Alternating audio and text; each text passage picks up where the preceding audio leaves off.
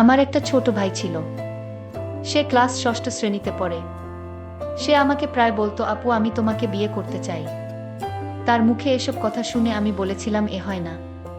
তারপর একদিন রাতে হোটেলে নিয়ে যা করেছিলাম তা যদি জানতে চান তাহলে গল্পটি মনোযোগ দিয়ে শুনুন। আমার নাম সুমাইয়া। বাবা মায়ের আদুরে একমাত্র মেয়ে আমি। আমার পরিবারে 2 ভাই 1 বোন। আমার বড় ভাইয়ের নাম আবু আর ছোট ভাইয়ের নাম শিমুল। আমি কলেজে 2nd ইয়ারে পড়ি। আমার বয়স 20 বছর। আমার লাইফ আর 10টা মেয়ের মতো স্বাভাবিক না। অনেকেই বাজে মন্তব্য করতে পারেন। কিভাবে বিচার করবেন সেটা আপনাদের ইচ্ছা। আমি কলেজের 1st ইয়ারে পড়ি। আমার ছোট ভাই শিমুল মাত্র ক্লাস 6ষ্ঠ শ্রেণীতে পড়ে। শিমুলকে আমি ছোটবেলা থেকে অনেক স্নেহ করতাম। শিমুলকে আমি বোকা ভাবতাম, কারণ ও সব সময় বোকা হয়ে থাকত। আমরা 2 জন একই রুমে থাকি। শিমুল ভূতের গল্প পছন্দ করে। শিমুল যখন ছোট ছিল তখন আমি ওকে ভূতের গল্প পড়ে শোনাতাম। শিমুল ভূত এবং ভূতের গল্প ভয় পায়। শিমুলকে যখন ভূতের গল্প শোনাতাম তখন গল্প শুনে ভীষণ ভয় পেত, কিন্তু তারপরেও গল্পগুলো শুনত। কলেজে ওঠার পর আমার মনটা সবসময় অস্থির হয়ে থাকত। কলেজের ছেলেগুলো সবসময় আমার পেছনে লেগে থাকত। আমি কাউকে পাত্তা দিতাম না, কারণ আগে মনে করতাম আমার পরিবারের সবাই খুব সম্মানিত। আমার উচিত আমার পরিবারের সম্মানটা ধরে রাখা। একদিন শিমুল কোনো এক ভূতের ছবি দেখে মোবাইলে। মুভি দেখে ও ভীষণ ভয় পায়। এতটা ভয় পায় যে নিজের বিছানায় একা ঘুমাতে ভয় পাচ্ছিল। শিমুল আমার কাছে এসে রিকোয়েস্ট করে যাতে আমি ওর সাথে গিয়ে ঘুমাই। আমি প্রথমে ওকে নিয়ে খুব হাসাহাসি করি, কিন্তু আমি দেখি ও সত্যিই ভয় পেয়েছে। কিছুতেই একা ঘুমাতে যাবে না। কিছু উপায় না পেয়ে আমি ওর সাথে শুতে গেলাম। আমার উদ্দেশ্য ছিল এই যে শিমুল ঘুমিয়ে পড়লে আমি নিজের বিছানায় ফিরে আসব। অনেকক্ষণ হয়ে গেলে আমি ভাবলাম শিমুল ঘুমিয়ে পড়েছে। নিঃশব্দে ওর বিছানায় ছেড়ে নিজের বিছানায় চলে এলাম। কিছুক্ষণ পর শিমুল ঘুম থেকে উঠে বসে। আমি দৌড়ে নিজের বিছানায় ছেড়ে ওর কাছে গেলাম। ও ভয়ে চিৎকার করছে। আমি শিমুলকে বললাম, কি হয়েছে তোর? শিমুল বলল, আপু তুমি আমাকে রেখে অন্য রুমে চলে গেলে কেন? আমি একা একা থাকতে ভয় পাই। তাছাড়া আমি ভূতকে বেশি ভয় পাই। ও কান্না করা শুরু করছে। আমি শিমুলকে সান্ত্বনা দিয়ে বললাম, লক্ষ্মী ভাই আমার, তুই আর কাঁদিস না। আমি কথা দিলাম কাল থেকে তুই আমার রুমে একসাথে ঘুমাবি। সত্যি বলছো আপু, কাল থেকে আমি তোমার রুমে ঘুমাবো? হ্যাঁ সত্যি বলছি। আমার ভাই একা একা রুমে ভয় পেয়ে কষ্ট পাবে, এটা আমি চাই না। আমি বুঝতে পারলাম ও ভীষণ ভয় পেয়ে আছে। আমি কোনো উপায় দেখলাম না। শিমুলের পাশে শুয়ে পড়লাম। শিমুল কিছুক্ষণ পরে ও চিৎকার মেরে উঠল। আমি বললাম, কি হয়েছে শিমুল? শিমুল বলল, আপু আমি ভূতের স্বপ্ন দেখেছি। শিমুল তখন ভয় পেয়ে গেল। আমি বললাম, আমি তো তোর পাশে আছি। শিমুলকে আমি যতখানি বোকা ভেবেছিলাম আসলে সে ততখানি বোকা না। এখন থেকে প্রতি রাতে শিমুল আমার রুমে ঘুমায়। একদিন রাতে শিমুল আমাকে এমন একটা কথা বলল যা শোনার পর আমার দম বন্ধ হয়ে আসছিল। ও আমাকে বলল, আপু তুমি অনেক সুন্দর। আপু আমি তোমাকে বিয়ে করতে চাই। আমি বললাম, বোকা তুই এসব কি বলছিস? আমরা বিয়ে করতে পারবো না। কেন আমরা বিয়ে করতে পারবো না? আমি বললাম, কারণ আমরা ভাই বোন। শিমুল জিজ্ঞাসা করল, ভাই বোন হলে কেন বিয়ে করতে পারবে না? আমি বললাম, যাদের মাঝে রক্তের সম্পর্ক আছে তারা একে অপরকে বিয়ে করতে পারে না। ধর্মে নিষেধ আছে, না মানলে পাপ হয়।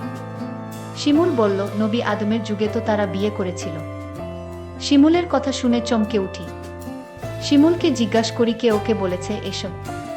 শিমুল বলল, ওকে কেউ বলেনি, ও নিজে অন্য একজনের কাছ থেকে জেনেছে। শিমুল আমায় বলল, আপু যদি বিয়ে করতে না পারো তাহলে আমি তোমার কাছে একটা কিছু চাইব। আমি বলেছিলাম, কি চাইবি বল, আমার কাছে থাকলে অবশ্যই তোকে দিব। শিমুল বলল, আপু আছে তোমার কাছে, তুমি প্রমিস করো দিবে। আর যদি তোমার কাছে না থাকে তাহলে আমার কোনো আপত্তি নাই।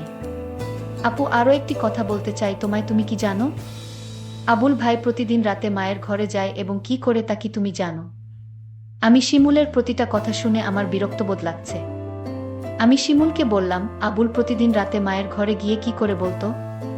তখন ও যা বলল, আপু বাবা মায়ের সাথে যা করে দাদাও তা করে। আমি বললাম, তুই কিভাবে দেখলি? আমি আপুকে বললাম, তোমার বিশ্বাস হচ্ছে না। আমি ওর কথা বিশ্বাস করতে পারছি না, কারণ ও ছোট, আমার সাথে কখনো মিথ্যা বলেনি, কিন্তু নিজের চোখে না দেখলে বিশ্বাস করা যাচ্ছে না। আজ বাবা বাড়ি নেই। শিমুলকে বললাম, আজ বাবা বাড়ি নেই, আজও আবুল দাদা মায়ের ঘরে গিয়েছে কিনা। শিমুল বলল, ও আবুল দাদাকে মার ঘরে ঢুকতে দেখেছে। আমি সিদ্ধান্ত নিলাম আবুল মায়ের ঘরে গিয়ে কি করে তার রহস্য জানতে হবে। আবুলকে নিয়ে মায়ের ঘরের সামনে গেলাম। মায়ের ঘরের দরজা ভেতর থেকে লক করা। আমি কি জানালার দিয়ে চোখ রাখলাম। এ দৃশ্য দেখার পর শিমুলের কথা শতভাগ বিশ্বাস করলাম। শিমুল আমাকে বলল, মা আর দাদা এই ঘরে কি করে? আপু আপু তখন রাগান্বিত হয়ে বলল, কি করে সেটা আমার মুখ দিয়ে বলতে হবে নাকি? তুই দেখিসনি? তুই কি অন্ধ নাকি? আমি আপুকে বললাম, আপু তুমি আমার সাথে রাগ করছো কেন? আমি আবার কি করলাম আপু? কাল বাবা আসলে আমি বাবাকে বলে দিব মা আর দাদার কথা। বাবা জানলে বাবার মনে অনেক কষ্ট হবে। আমাদের সুন্দর পরিবারটা নষ্ট হয়ে যাবে। আমাকে এই পরিবার বাঁচাতে হবে। আমি শিমুলকে ঘরে নিয়ে আসলাম। শিমুলকে বললাম, আমাদের পরিবার একটা সম্মানিত পরিবার।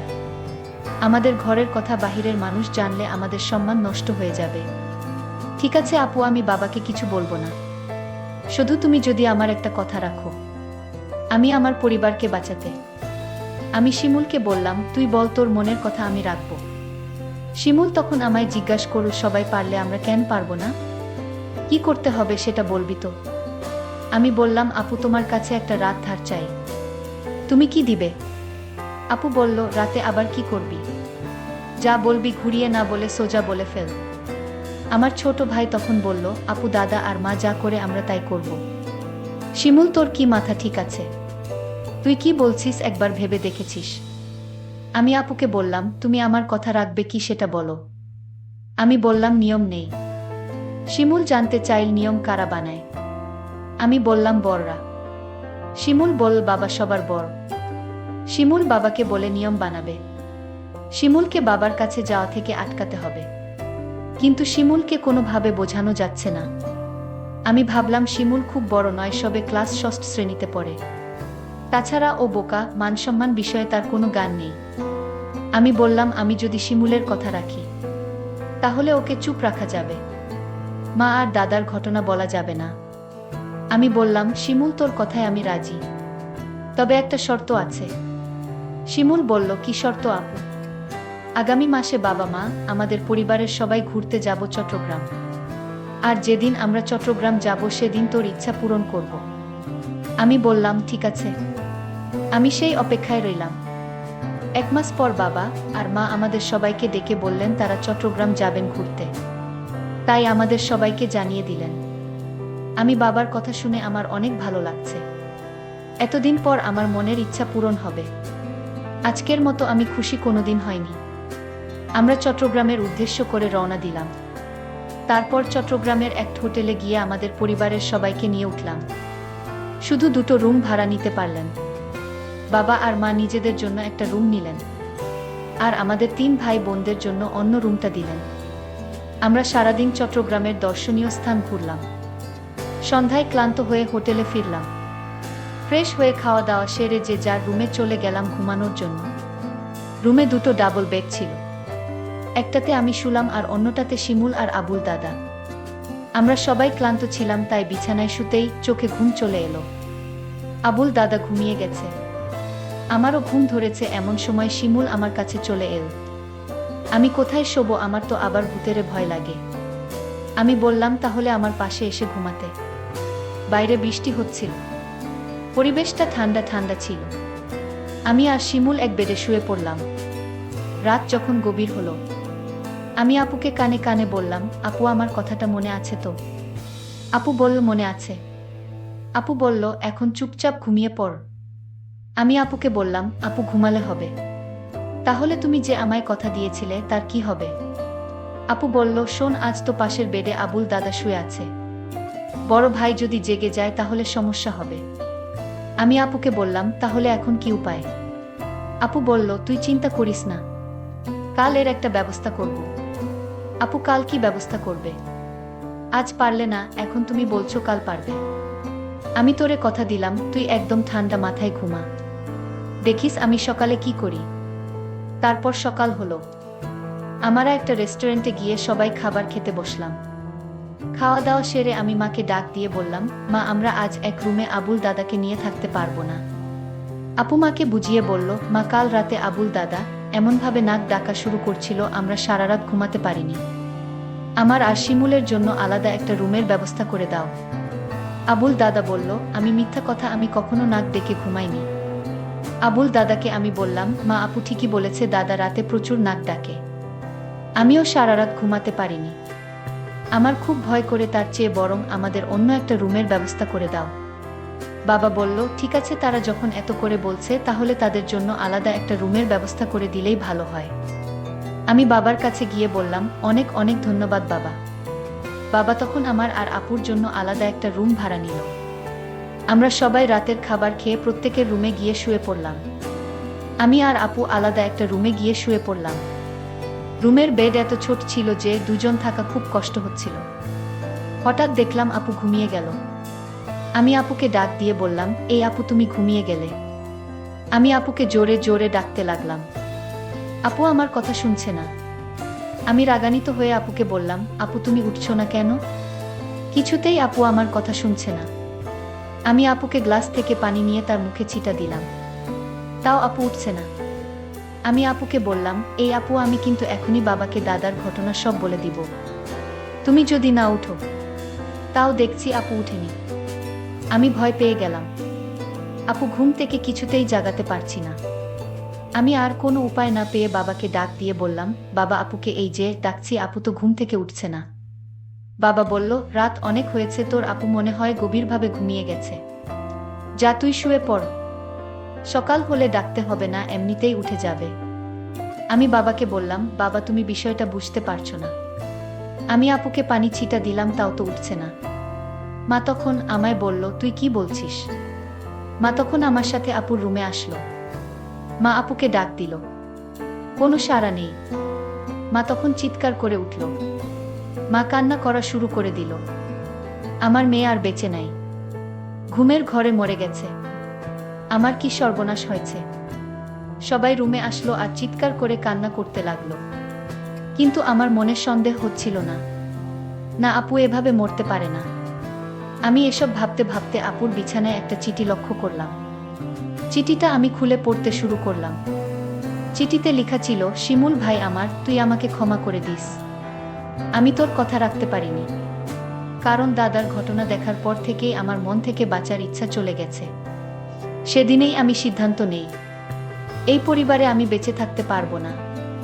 কারণ যেই পরিবারের সম্মান থাকে না, মায়ের কার্যকলাপ আমার কাছে ভালো লাগে না।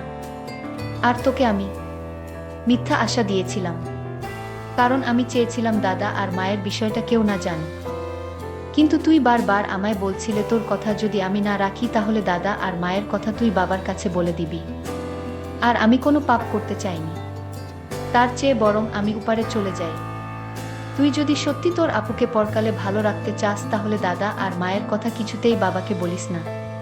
আমি আপুর চিঠির লেখা পড়ে আমি চিৎকার করে কান্না করছি আর বলছি, আপু তুমি একবার উঠে আসো, আমি আর কোনোদিন তোমাকে কিছু বলবো না। তাও তুমি উঠে আও। কিন্তু মানুষ মরে গেলে কি আর জীবিত হয়? প্রিয় বন্ধুরা, আজকের গল্পটি কেমন লাগলো তা কমেন্ট করে জানাবেন। ধন্যবাদ।